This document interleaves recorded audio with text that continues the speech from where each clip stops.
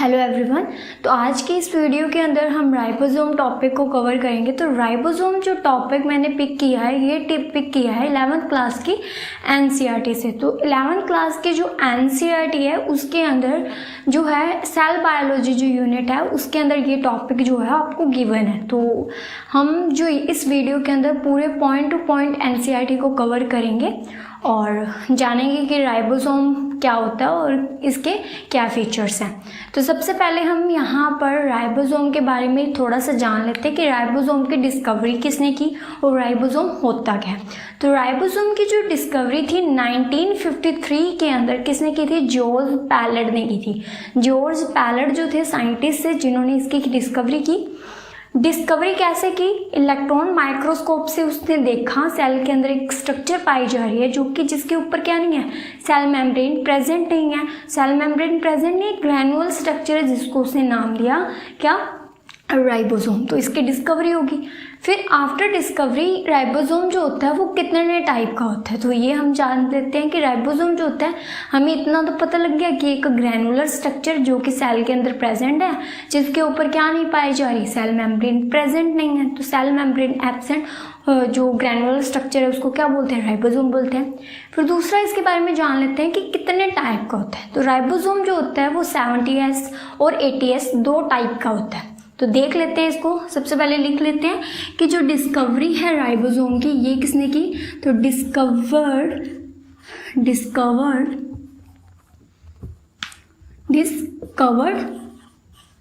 By George palette. तो George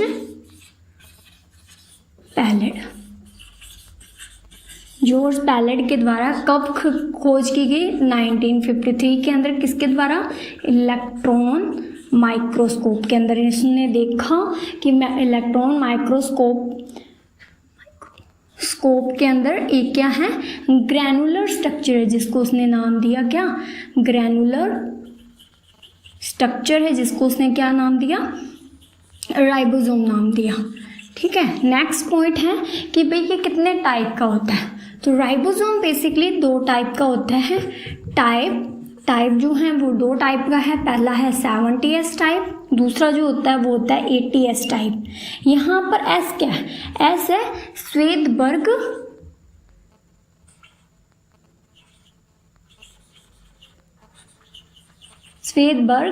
unit. यहाँ पर जो S है वो क्या है? श्वेतबर्ग यूनिट है। और यहाँ पर 70S जो होता है किस टाइप की सेल होती है जिसके अंदर 70S टाइप का राइबोसोम होता है? तो जो बेसिकली प्रोकैरियोटिक सेल होते हैं उसके अंदर 70S टाइप का होता है। प्लस में यूकैरियोटिक सेल के अंदर भी क्या होता है? 70S टाइप का राइबोसोम प्रेजेंट होता है। तो 70S टाइप का राइबोसोम होता है वो प्रोकैरियोटिक के अंदर, प्रोकैरियोटिक में और यूकैरियोटिक में। यूकैरियोटिक जो सेल होते हैं उनके माइटोकॉन्ड्रिया के अंदर, माइटोकॉन्ड्रिया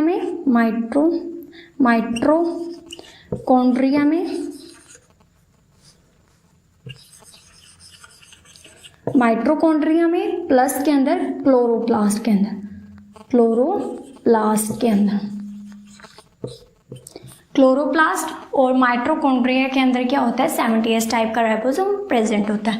और जो 80S टाइप का राइबोसोम होता है ये ओनली यूकैरियोटिक सेल के साइटोप्लाज्म में होता है। यूकैरियोटिक सेल के क्या होता है?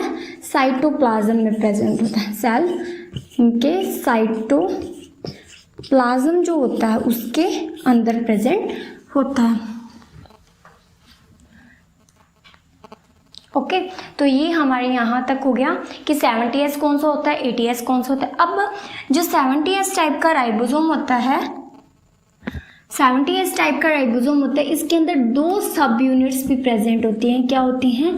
दो सब यूनिट होती हैं। कौन कौन सी? 70S के अंदर दो होती हैं। पहला जो होती है वो होती है 50S सब यूनिट, दूसरी होती है वो होती है 40S सब यूनिट,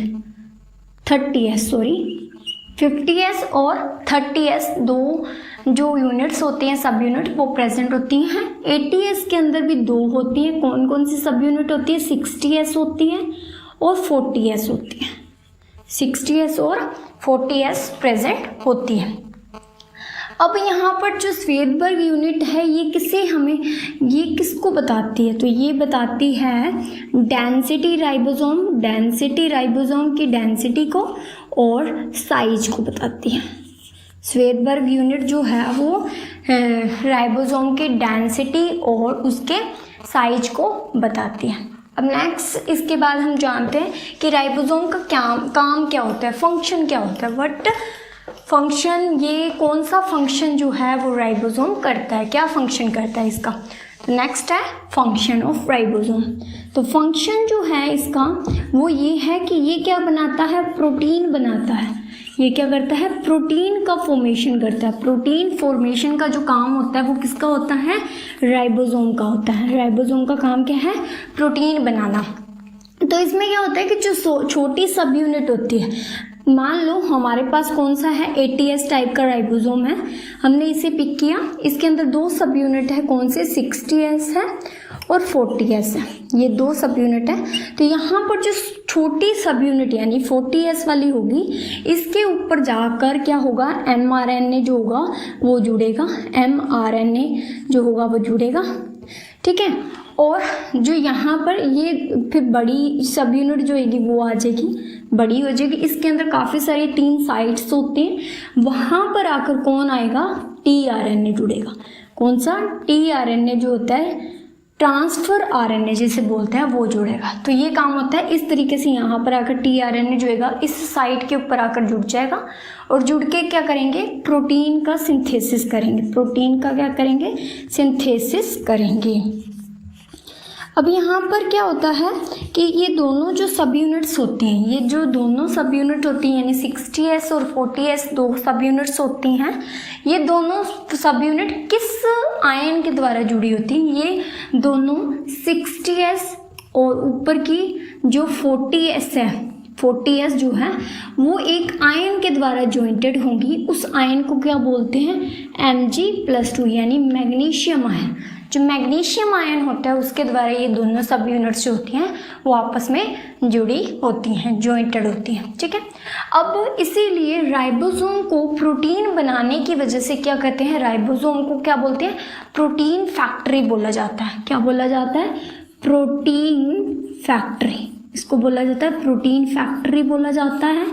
और राइबोसोमल फैक्ट्री कौन सी होती है, राइबोसोम, जहाँ पर राइबोसोम का निर्माण होता है वो होती है न्यूक्लियोलस। न्यूक्लियोलस जो होती है, ये न्यूक्लियोलस के अंदर क्या होता है, राइबोसोम फैक्ट्री यानी राइबोसोम का निर्माण होता है। राइबोसोम का क्या होता है, सिंथेसिस होता है, सिंथेसिस होता है। इसी वजह से इसको क्या बोलते हैं, फैक्ट्री भी बोला जाता है। इसको क्या बोलते हैं, राइबोसोमल फैक्ट्री भी बोलते हैं, राइबोसोमल फैक्ट्री बोला जाता है। तो ये क्लियर है आपको यहाँ पर कि राइबोसोम का फंक्शन क्या है। राइबोसोम का फंक्शन था प्रोटीन सिंथेसिस करना, प्रोटीन फॉर्मेशन करना। इसके अंदर 2 यूनिट होती हैं, एक होती है 60S यूनिट, एक होती है 40S यूनिट, ठीक है। 2 यूनिट से सब यूनिट, यहाँ पे 40S के ऊपर mRNA आके जुड़ा और जुड़ के, और जो बड़ी सब यूनिट है, बड़ी है यानी 60S वाली सब यूनिट है, उसके ऊपर आपका tRNA आके जुड़ा। तो दोनों जुड़ गए और जुड़ के क्या किया, इन्होंने प्रोटीन सिंथेसिस किया, ठीक है। इसी वजह से राइबोसोम को प्रोटीन बनाने की वजह से क्या बोलते हैं, प्रोटीन फैक्ट्री बोला जाता है।